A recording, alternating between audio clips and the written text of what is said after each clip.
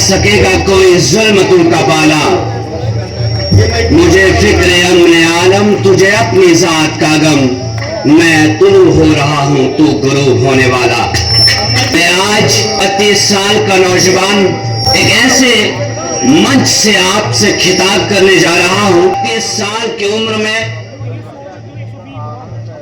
Indian national Congress की तरफ से मैंडेट हासिल कर पाया इंदरवाल कॉन्स्टिट्यूंसी से, और ये 32 साल की उम्र में मैंडेट हासिल करना एक बहुत बड़ी बात है। और मैं खास करके अपने उन नौजवानों से खिताब करना चाहूंगा जो सियासत से अपने आप को दूर रखते हैं और सियासत में विश्वास नहीं रखते हैं। मेरे नौजवान साथियों, बानिहाल के लोगों, सियासत इबादत है। अगर इसे इबादत के तौर तरीकों से किया जाए, सियासत में आने के बाद बड़े बड़े लोग आपके मुखालिफ बन सकते हैं, मुखालिफिन बन सकते हैं, लेकिन अगर आप अपने आप में एक विजन रखते हो, अगर आप एक विजनरी सोच रखते हो, अगर आप इल्म की बुनियाद पर, ईमानदारी की बुनियाद पर अपनी सियासत को आगे ले जाना चाहते हो, तो ये मेरा दावा है कि आपको दुनिया की कोई ताकत लीडर बनने से नहीं रोक सकती। मेरे इस बानिहाल की सरजमी पे हजारों चाहने वाले हैं। मुझे जब मैंडेट मिला, सबसे ज्यादा फोन कॉल्स उस वक्त मुझे इसी बानिहाल की सरजमी से आई। यहां के नौजवानों ने मुबारकबादी दी, यहां के नौजवानों ने हौसला अफजाई की।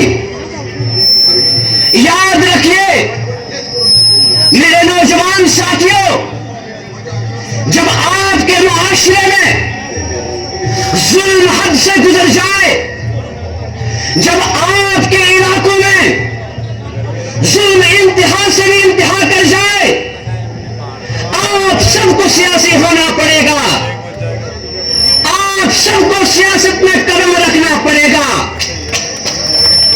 आपको सियासी सोच कायम करके हर एक के पास जाकर उसे सियासी बनाना पड़ेगा।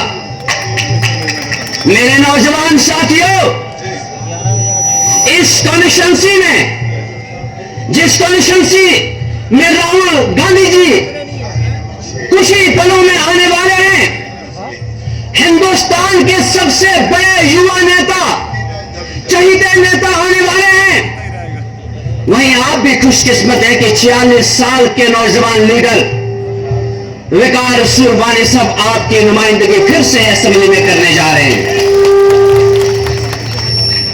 मैं आपसे बता देना चाहता हूं,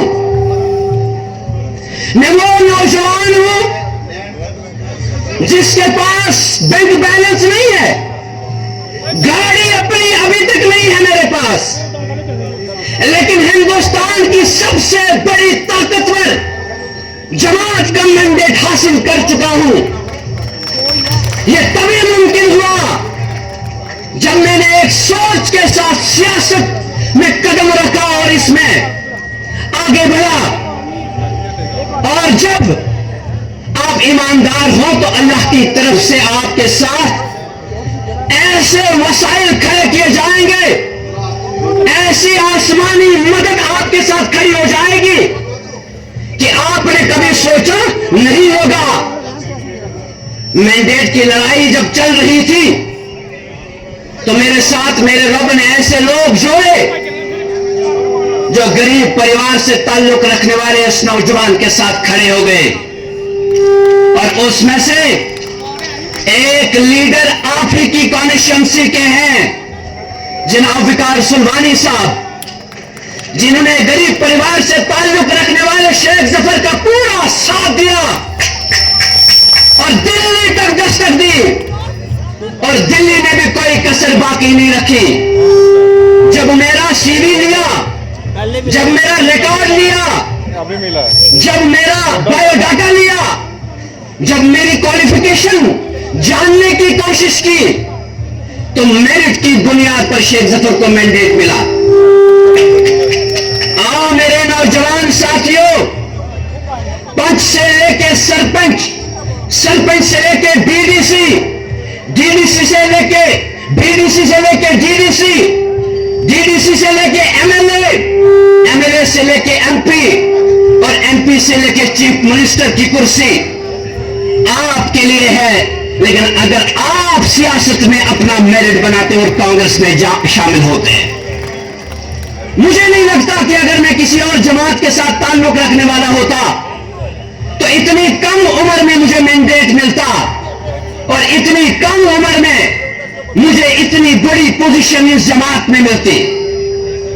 ये यही जमात है, ये कांग्रेस जमात है जहां मेरिटोक्रेसी को आज भी इज्जत दी जाती है, प्रिवेल कराया जाता है। नौजवान साथियों, पढ़े लिखे नौजवान साथियों, आओ मैदान में आओ, कांग्रेस के साथ हाथ जोड़ो, अपना कांग्रेस के हाथ को मजबूत करो। राहुल गांधी जी की अवलीन तरजीहात में यहां का नौजवान है।